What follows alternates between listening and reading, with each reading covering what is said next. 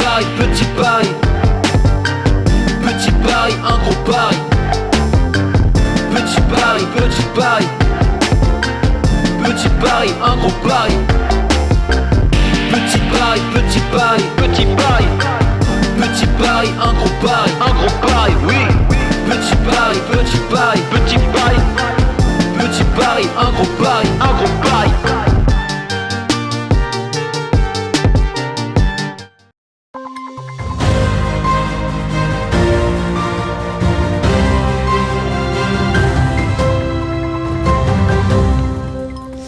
Bonsoir à tous et bienvenue dans votre 15 minutes info de ce samedi 3 septembre 2022 et tout de suite les titres de cette édition.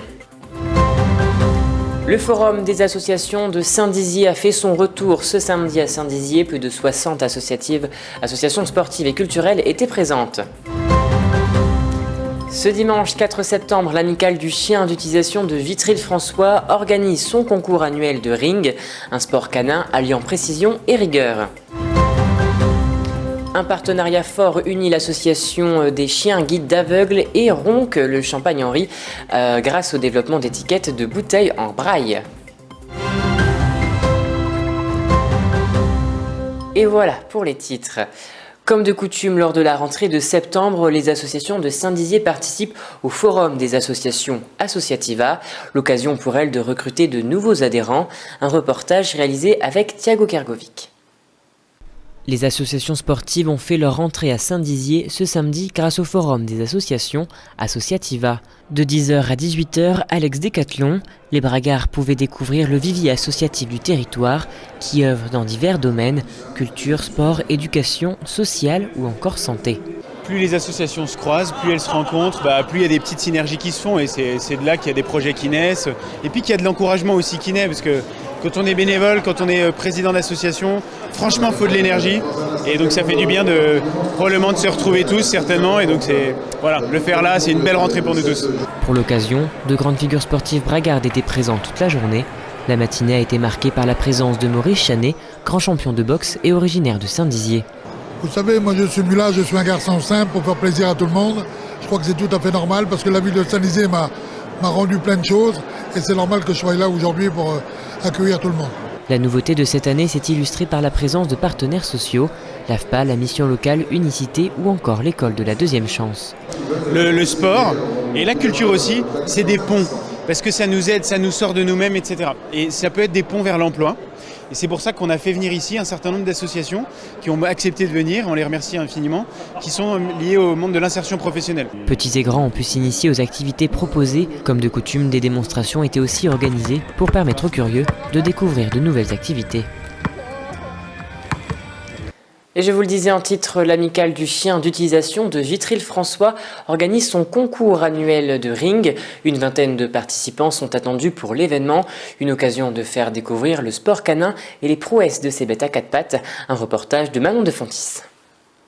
Kaiser, saute! Kaiser, un berger belge tervuren sous les ordres de sa maîtresse, effectue une suite d'exercices d'obéissance et de mordant. C'est ce qu'on appelle le ring, un sport canin apparu en France en 1906.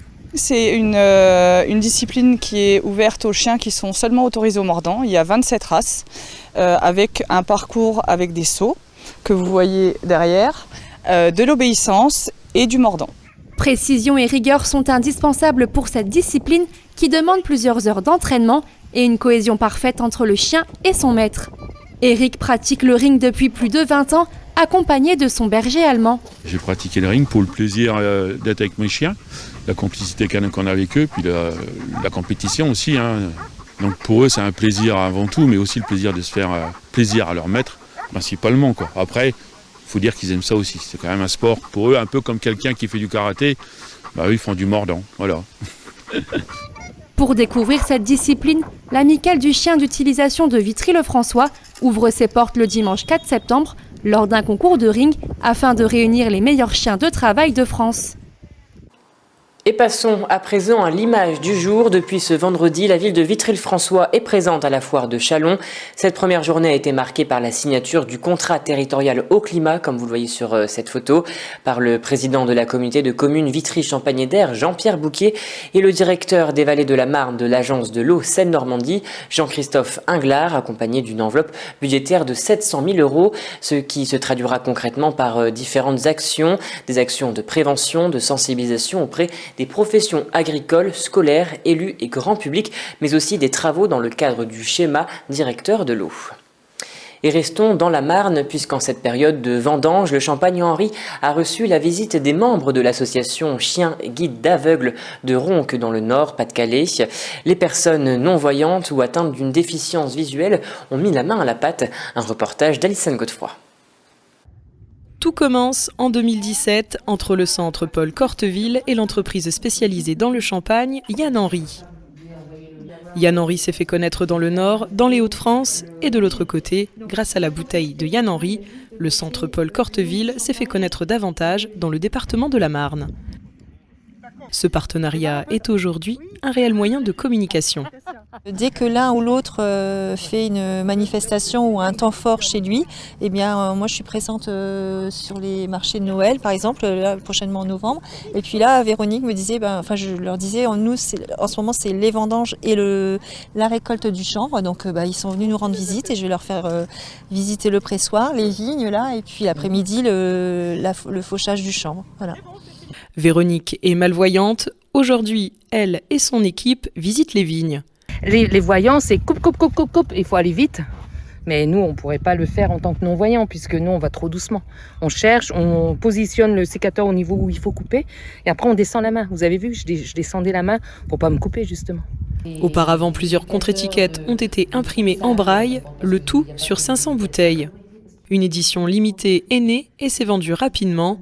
1,50 € ont été reversés sur chaque bouteille à l'association. Bon, au départ, Yann Henry a fait faire cette étiquette en braille, puisqu'elle a des clients braillistes, comme on dit.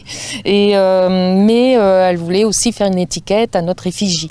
Donc, on a travaillé sur l'étiquette. Donc, c'était un chiot. Hein. Oui. Et le muselet était avec le logo de notre école. Mais surtout, pour moi, c'était un moyen de communication autre et original.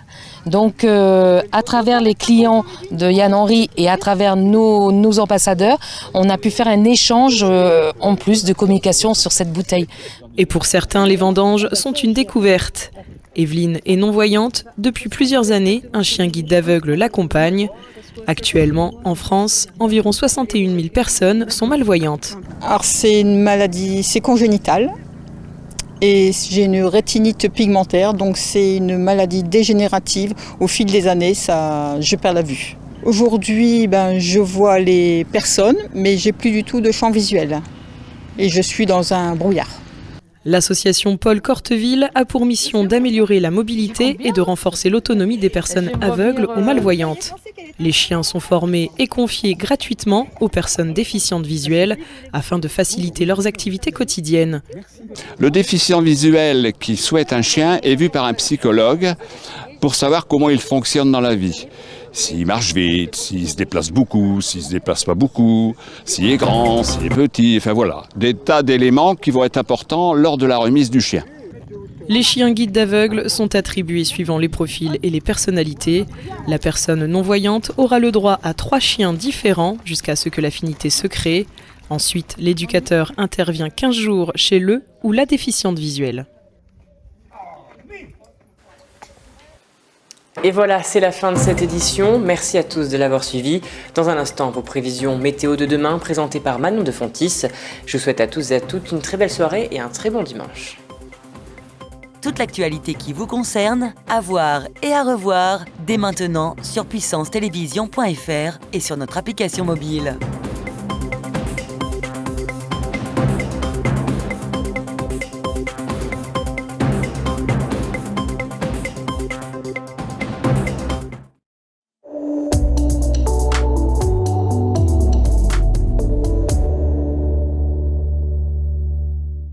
Bonsoir à toutes et à tous. Demain, le soleil brillera de mille feux du côté de Toulouse La Corse sera quant à elle sous les nuages. Partout ailleurs, des éclaircies seront attendues. Côté température, comptez demain matin 10 degrés de minimale à Dijon et 20 degrés de maximale à Bastia. L'après-midi, on attend 25 degrés à Rennes, 29 degrés à Lyon ou encore 31 degrés à Bordeaux. Côté ciel de nos départements, le soleil sera encore présent. Quelques nuages feront malgré tout leur apparition au cours de la journée. Demain matin, on attend 9 degrés de minimale à Chaumont et 15 degrés de maximale à Saint-Dizier. L'après-midi, le mercure affichera 26 degrés à Vitry-le-François ou encore 28 degrés à Bar-le-Duc. Demain, dimanche 4 septembre, nous fêterons les Rosalies. Je vous souhaite une excellente soirée sur Puissance Télévisions.